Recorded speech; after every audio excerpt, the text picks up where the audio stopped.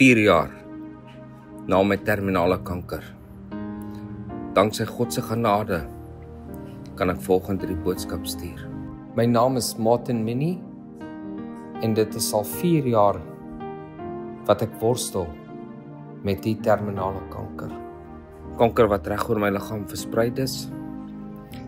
Dank die Here dat ek volgende die boodskap kan maak. Ek wil graag die boodskap in my taal doen. Ek bly in Australië, maar ek wil vir die Here volgende dankie sê vir sy goedheid en guns oor my lewe. Ek wil net iets kort met julle deel dat ons het alles gesien in die laaste 4 jaar. Hoe die wêreld jou kan trap en jou kan wegstoot en mense teen jou draai, jou familie, jou vriende. Wat 'n baie moeilike tyd is. Om met kanker te deel van dag tot dag is 'n battle. Dis 'n struggle elke dag van jou lewe. Elke dag het iets anders, ander uitdagings.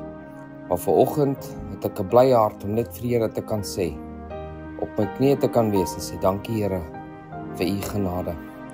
In 2021 was ek gediagnoseer met stage 4 metastatic prostate cancer. My kanker was verspreid reg oor my liggaam. In 2022 het ons 'n scan gedoen en gesien dat die kanker steeds daar is na my behandeling, maar dit was onaktief. In 2025 Januarie het ek 'n complete skoon scan gehad, waar daar geen kanker was nie, geen onaktiewe kanker nie, hoegenaamd niks nie. In daai tyd het my PSA-telling stelselmatig opgegaan vir 'n jaar lank. En baie skielik in my maand het hy gespring met 11 keer.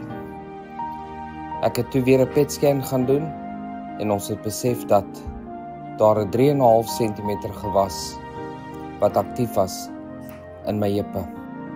Nou ek moet net bysê dat ek doen elke maand bloedtoetse, volledige bloedtoetse, so ons is op hoogte van presies wat aangaan. Nou ja, toe was daai kanker baie aggressief en ek was geskeduleer vir stereotactic radiation. Baie challenging proses geweest, die behandeling was eenvoudig, maar die nagevolge was baie erg. Ek het gesukkel om te loop, my heupe was baie seer elke dag. Die stereotactic radiation veroorsaak baie probleme in die been. Dit basies destrooi daai deel van die been en dan bou die liggaam dit weer op. So dit was 'n baie challenging tyd. En ek dank die Here dat hy ons deurgedra deur dit. Ons het later van tyd weer bloedtoetse gedoen en die PSA is stadig maar seker besig om weer af te kom. So ons dank die Here vir dit. Ek wil net vir julle vra dat julle saam met ons sal bid vir ons familie, vir financial freedom.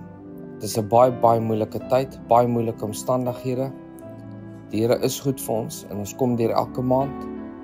Maar ons vra dat julle ons sal in julle gebede hou, dat die Here vir ons 'n uitweg sal gee. Nie ek of Eugenie mag werk nie, ek kry 'n klein inkomste van my inkomstebeskerming af. Maar ons dank die Here vandag, buiten dit nou, dat ek vandag hier kan sit en met boodskap met julle te kan deel en sê, daar is hoop en daar is hoop in Jesus. Sit jou vertroue vandag in die Here, my vriend. Jy wat luister aan hierdie boodskap. Kyk op na die berge, waar sal my hulp vandaan kom? Die woord sê so mooi, kyk op, nie af nie, nie rond nie, maar kyk op. En waar sal my hulp vandaan kom? Ons hulp kom van die Here. As dit baie moeilik met jou gaan, baie moeilik. Ons is deur alles, ons verstaan elke ding. Bly vertrou, bly weet dat God besig is om jou storie te skryf en dat hy nie klaar is met dit wat hy begin het nie. Mag die Here vir jou seën. Ek sit hier in my garage, ek het net skielik besluit om dit te doen. Niks voorberei nie, deel net my hart met jou volgende.